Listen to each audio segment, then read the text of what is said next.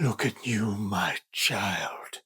Your defined jaw, your strong hands, your chiseled abs. Wait, do I want to fuck Frankenstein's monster?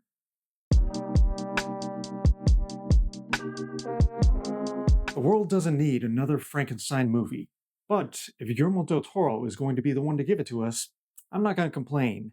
Well, until I saw it. Yes, the king of the sympathetic monster, the modern master of the creature feature.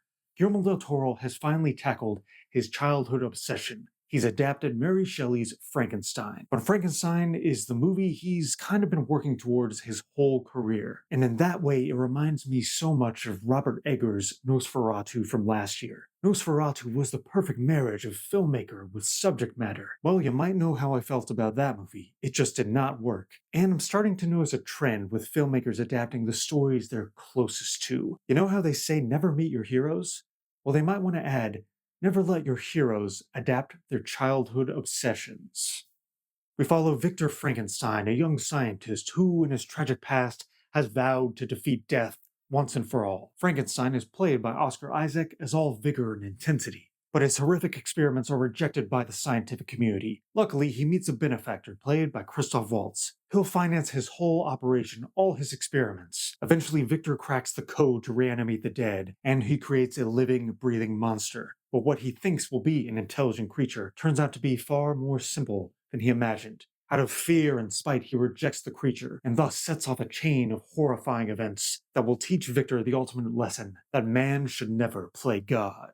There's been much said about this adaptation and how it's the most faithful to Mary Shelley's novel. While having read the novel and having seen this version, not quite. Del Toro doesn't seem hampered by being fidelitous to the original source material, but it makes some of his choices here very curious. If you're going to remix and match a classic novel, well, you better make creative choices that are better than that novel. Del Toro gets so wrapped up in the minutiae of Victor. We get an entire childhood backstory with his domineering dad and his loving mother who dies too young. All this just to set up that Victor wants to conquer death. And honestly, it's 20 minutes of a movie that could have just been a montage. In a way, this is like Del Toro doing the Batman Begins version of Frankenstein. We see how Frankenstein came to be, what he's afraid of, who finances his whole operation, the logistics and the logic of putting together dead body parts. We even learn to the pinpoint where exactly on the body Victor has to stab with the conductor in order to animate this corpse. And with the Christoph Waltz character, who is not in the novel, we practically learn Victor's 5-step financial plan for getting this whole operation off the ground.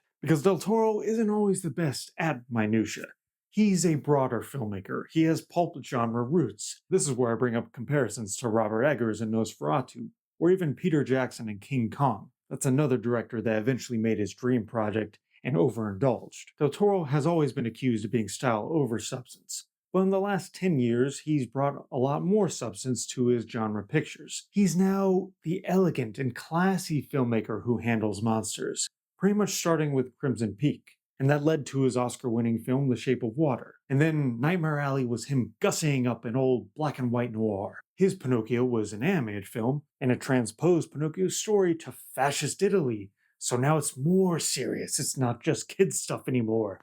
At times, this is a film that feels designed rather than directed. It wants to inspire more admiration than awe. He wants you to look at those costumes and go, my god, how did they create that? Or wow, look at the production design of the lab. I bet that took a long time to build. Or look at the makeup. How many hours did he have to spend in that? And surprisingly, Del Toro, the most visual of all filmmakers, kind of doesn't achieve visual filmmaking here. I mean, there are countless times where Victor is told point blank, no, you are the monster.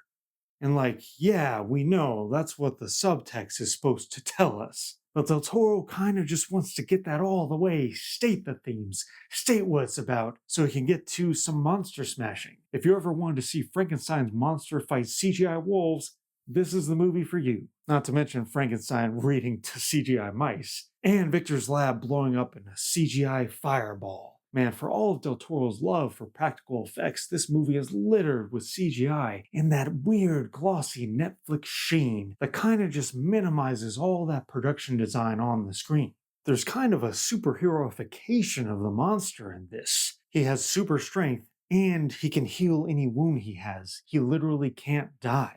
I understand the angle from a thematic standpoint. Here's a creature that didn't ask to be born, but can now never die. But, like, is the solution to that to make him freaking Wolverine? Despite those creative missteps, Jacob Elordi as the monster is the best thing about this film. He is sympathetic, he is tragic, he is fierce, and he looks great in the makeup, which is totally well done. Even though the design reminded me of powder mixed with an engineer from Prometheus, mixed with a Cenobite from Hellraiser. I feel like the last 10 years of Del Toro's films, there has been a shift. He wants that prestige. He wants to be the serious filmmaker that makes the genre movies. And because of that, there's this sense of apologizing for the more pulpy or genre aspects. In a way, this is almost a direct adaptation of Kenneth Branagh's Frankenstein from 1994. But it's the inverse. Whereas Del Toro wants to be prestige and taken very seriously, Branagh's film borders on camp.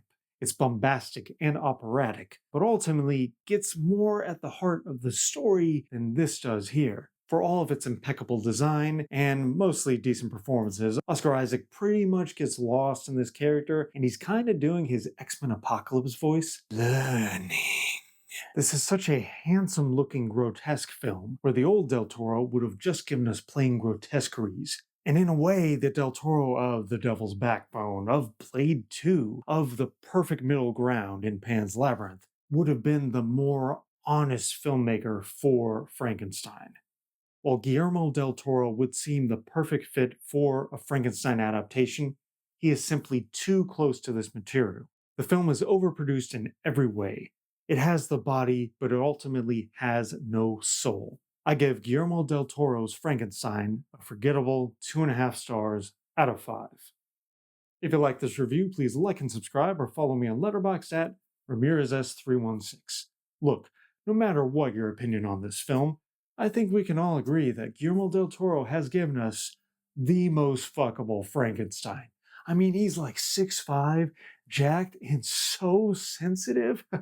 I'll tell you, I got something that's alive.